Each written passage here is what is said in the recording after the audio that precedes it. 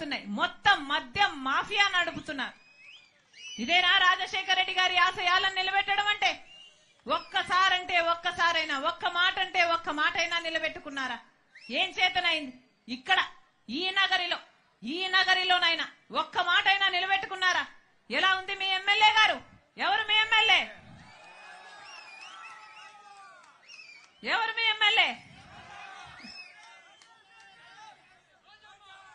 ఎలా పని చేస్తున్నారు అని అడిగాను. అంటే నాతో చెప్పిన వాళ్ళు, అమ్మా ఇక్కడ అసలు మొత్తం జబర్దస్త్ దోపిడీ అట, జబర్దస్త్ గా దోచుకుంటున్నారట.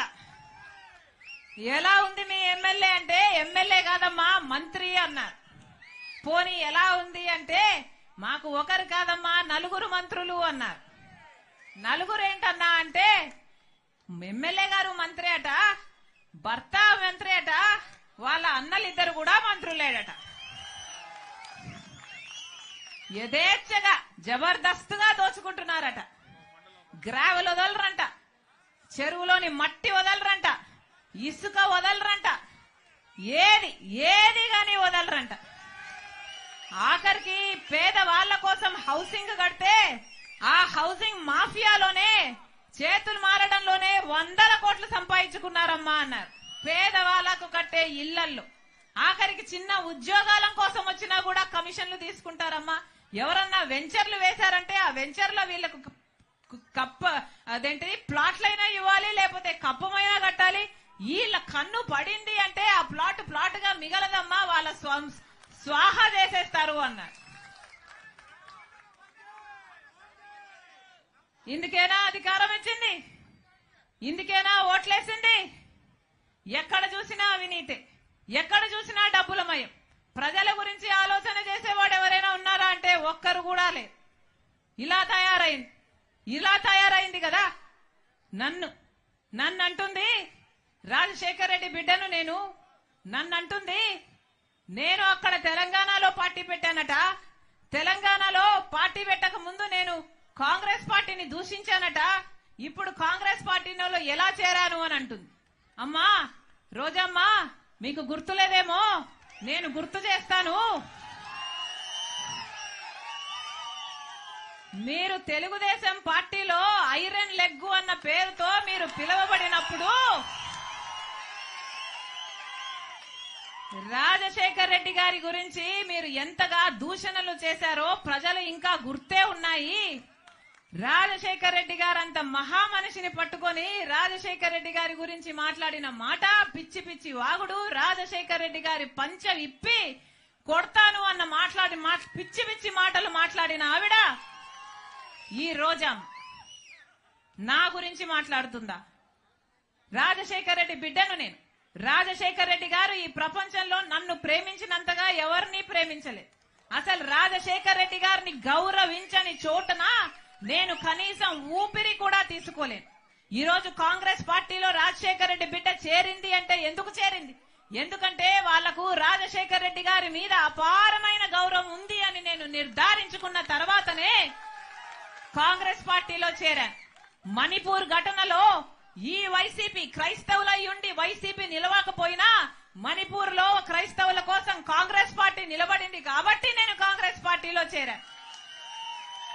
మన ఆంధ్ర రాష్ట్రానికి ప్రత్యేక హోదా గురించి వీళ్ళు కొట్లాడతామని చెప్పి మాట తప్పితే కాంగ్రెస్ పార్టీలో రాహుల్ గాంధీ గారు మొట్టమొదటి సంతకమే నేను ప్రత్యేక హోదా ఫైల్ మీద చేస్తాను ప్రధానమంత్రి అయినాక అని ఆయన మాట చెప్తే తర్వాత చేరాను నేను కాంగ్రెస్ పార్టీలో.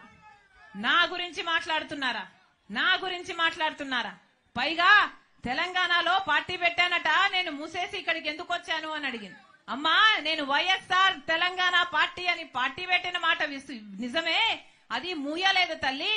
వైఎస్ఆర్ తెలంగాణ పార్టీ కాంగ్రెస్ పార్టీలో విలీనం చేశాం కాబట్టి కాంగ్రెస్ పార్టీ ఎంత కాలం బతికుంటుందో వైఎస్ఆర్ తెలంగాణ పార్టీ కూడా కాంగ్రెస్ పార్టీలో భాగమై బతికే ఉంటుంది. ఈ రోజు ఆంధ్ర రాష్ట్రానికి రాజశేఖర రెడ్డి బిడ్డ వచ్చింది అంటే గొప్ప ఉద్దేశంతో వచ్చింది. ఎందుకంటే నా పుట్టింటికి ఇక్కడ అన్యాయం జరుగుతుంది కాబట్టి ఇక్కడ ప్రత్యేక హోదా తేవాల్సిన బాధ్యత ఈ రోజు ఆంధ్ర రాష్ట్రానికి వచ్చింది. అక్కడ తెలంగాణలో మేము చేసిన పాదయాత్రకు పోరాటానికి అక్కడ ఒక నియంత్రణ దించింది రాజశేఖర రెడ్డి బిడ్డ. ఇక్కడ ఈ నియంత్రణలు దించడానికి రాజశేఖర రెడ్డి బిడ్డ మళ్ళీ ఇక్కడ అడుగు పెట్టింది. పైగా తెలంగాణలో తెలంగాణ ప్రభుత్వం డబ్బులు ఇవ్వాలట, అవి నేను తీసుకురావాలట. ఏమ్మా, నేను తీసుకొస్తే మీరేం చేస్తారు? గాడిదలు కాస్తారా? అధికారం ఏమో మీకుంది, తెలంగాణలో టీఆర్ఎస్ పార్టీలో దోస్తీ ఏమో మీకుంది. ఈ 5 సంవత్సరాలు వాళ్ళని కౌగులించుకున్నారు, వాళ్ళ స్వీట్లు తినిపించుకున్నారు, వాళ్ళకు అన్నాలు పెట్టుకున్నారు, వాళ్ళని కలిశారు, పక్కపక్క నవ్వారు. మరి మనకు రావాల్సిన డబ్బులు అప్పుడు గుర్తు రాలేదా? అప్పుడు ఒక పేపర్ ముక్క వాళ్ళ చేతుల్లో పెట్టి మాకు డబ్బులు రావాలని ఎప్పుడైనా అడిగారా? వాళ్ళు వినకపోతే అక్కడే వాళ్ళ ఇంటి ముందరే కూర్చొని ధర్నాలు ఎప్పుడైనా చేశారా? మీకు చేతనయిందా? మీకు దమ్మున్నిందా? ఆ డబ్బులేమో అప్పుడు రావాల్సినవి మీకు గుర్తులేవు. ఇప్పుడు మేము మిమ్మల్ని నిలదీస్తుంటే మా గురించి మాట్లాడుతున్నారా? మీరా మాకు చెప్పేది? మీతో నీతులు చెప్పించుకునే పరిస్థితిలో లేదు. మీరు ఒక మహిళ, ఒక ఎమ్మెల్యే, ఒక మంత్రి, కనీసం మీ నియోజకవర్గానికి ఏమైనా చేసుకోగలిగారా? ఏం చేసుకోగలిగారు? ఏం చేసుకోగలిగారు? రాజశేఖర రెడ్డి గారు ఆ డిటిపి పెట్టారు. రాజశేఖర రెడ్డి గారి టైంలో శాంక్షన్ అయింది. అది కలుషితంగా, నీళ్లు కలుషితం కాకుండా ఉండడానికి రాజశేఖర రెడ్డి గారు శాంక్షన్ చేస్తే కనీసం దాన్ని నడపడం చేతనైందా మీకు? దాని మెయింటెనెన్స్ చేసి ప్రజల కోసం మంచి నీళ్లు ఇవ్వడానికైనా చేతనైందా మీకు? ఈరోజు లూమ్స్ లో పాపం వాళ్ళ పవర్ స్లాబ్ మీరు మార్చడంతో 1000 రూపాయలు వచ్చే బిల్లు ఇప్పుడు 5000 వస్తుందట. దాంతో పాపం ప్రజలు బతకాలా, అప్పుల పాలైపోవాలా, ఆత్మహత్యలు చేసుకోవాలా అని ఇక్కడ గగ్గోలు పెడుతుంటే మీ చెవికేమో పడదు. మీరా మాట్లాడేది? పక్కనే ఇంకో రాష్ట్రం ఉంది. ఆ పక్క రాష్ట్రంలో డీజిల్ ధర ఎంత, పెట్రోల్ ధర ఎంత, ఇక్కడ ఎంత? ఏం చేతనైంది మీకు? ఏం చెప్పారు ఆ రోజున? ఇదే వైసీపీ ప్రభుత్వం ఆ రోజు చెప్పలేదా మేము ధరలు తగ్గిస్తాము అని, సబ్సిడీలు ఇస్తాము అని ఆ రోజు చెప్పలేదా? అంతెందుకు, మందు బాటలు కూడా పక్క రాష్ట్రంలో తక్కువేనట. ఇక్కడ క్వార్టర్ బాటిల్ ఎంత, అక్కడ క్వార్టర్ బాటిల్ ఎంత? అది కూడా చేత కాలేదు కదా మీకు? మీరా మాట్లాడేది? మీరా నీతులు చెప్పేది? సరే, మీరు ఎమ్మెల్యే, మీరు మంత్రి, మీ వల్ల చేత కాలేదు. సరే, కనీసం ఒక మహిళ కదా మీరు, మహిళ ఈ మంత్రి ఉన్నారు కదా మీరు, కనీసం మహిళల విషయాలకైనా మీరు ఏమైనా భద్రత కలిగించగలిగారా? అంగన్వాడీ మహిళలు ఎంత కాలం అయ్యింది సమ్మె చెయ్యబట్టి. వాళ్ళు ఏమడిగారు?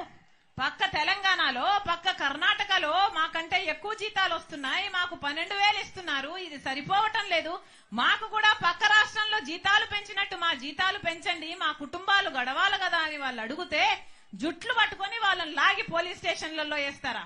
ఎన్నిసార్లు అంగన్వాడీ మహిళల మీద ఎన్ని దాడులు చేశారు ఆశా వర్కర్లు. వాళ్ళైనా ఏమడిగారు? వాళ్ళు కూడా అదే అడిగారు కదా. పాపం చిన్న గ్రామాలలో ఆరోగ్యం చూసుకునే వాళ్ళు ఆశా వర్కర్. పోనీ వాళ్ళ మీదైనా గౌరవం ఉందా మీకు? మహిళలు కదా అంగన్వాడీ ఆశా వర్కర్లు అంటే. ఆ రోజు చంద్రబాబు గారు గుర్రాలతో తొక్కిచ్చారు. ఇట్లనే వాళ్ళు జీతాల కోసం పోరాడితే ఈరోజు మీరు పోలీస్ బూట్ కాలు చేత తొక్కిస్తున్నారు. మీకు చంద్రబాబు గారికి ఏమిటి తేడా? మీరా రాజశేఖర రెడ్డి గారి ఆశయాల గురించి మాట్లాడేది? అమ్మా, ఈరోజు పాపం వీళ్ళు చూడండి, పెన్షన్ రాక మన రాష్ట్రంలో ఎంతమంది ఉద్యోగస్తులు మాకు పెన్షన్ ఇవ్వండి, మాకు పాత పద్ధతిలో పెన్షన్ ఇవ్వండి అని సంవత్సరాల తరబడి కొట్లాడుతున్నారే. ఆ రోజు ప్రతిపక్ష నాయకుడిగా జగనన్న గారు మీకు మాట ఇవ్వలేదు పెన్షన్ ఇస్తానని. అంగన్వాడీ వాళ్ళకైనా, ఆశా వర్కర్లకైనా, వీళ్ళకైనా, రెగ్యులరైజ్ కావాల్సిన ఉద్యోగాలకైనా ఎంత మందికి మాటలు ఇచ్చారు? ఒక్క మాట అయినా నిలబెట్టుకున్నారా? మీకు మాట ఇచ్చారా అన్నా? మాట ఇచ్చి కూడా నిలబెట్టుకోలేదే. మీరా రాజశేఖర రెడ్డి గారి ఆశయాలను నిలబెట్టేది? పాపం వీళ్ళకు పాత పద్ధతిలో పెన్షన్ ఇవ్వండి అని వీళ్ళు అడుగుతుంటే అది పట్టించుకోకపోగా ఆఖరికి వీళ్ళ ప్రావిడెంట్ ఫండ్ కూడా మింగేయాలని చూస్తున్నారే. ఇది శ్రమ దోపిడీ కాదా? వీళ్ళ రాజశేఖర రెడ్డి గారి ఆశయాలను నిలబెట్టేది? మళ్ళీ చెప్తున్నాం, రోజమ్మ నోరుంది కదా అని పారేసుకోకు.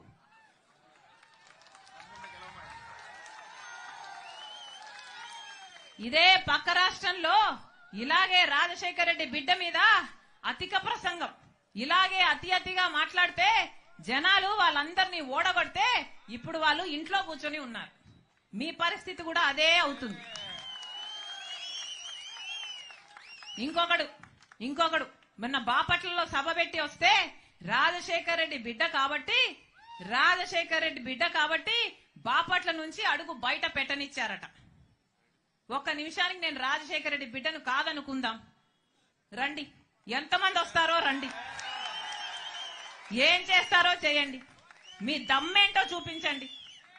సిగ్గుండాలి కదా రాజశేఖర రెడ్డి గారి పేరు పెట్టుకొని రాజశేఖర రెడ్డి గారి ఆశయాల కోసమని నిలబడ్డామని చెప్పుకుంటూ ఇంత దయనీయంగా, ఇంత దరిద్రంగా, ఆడ మగ తేడా లేదు, ఉచ్చం నీచమని తేడా లేదు, 5 సంవత్సరాలలో అన్ని మాటలు తప్పారు, ఘోరంగా పరిపాలన చేశారు. రాజశేఖర రెడ్డి గారి సంక్షేమ పాలనకు, జగనన్న పాలనకు, నక్కకు నాగలోకానికి ఉన్నంత తేడా ఉంది.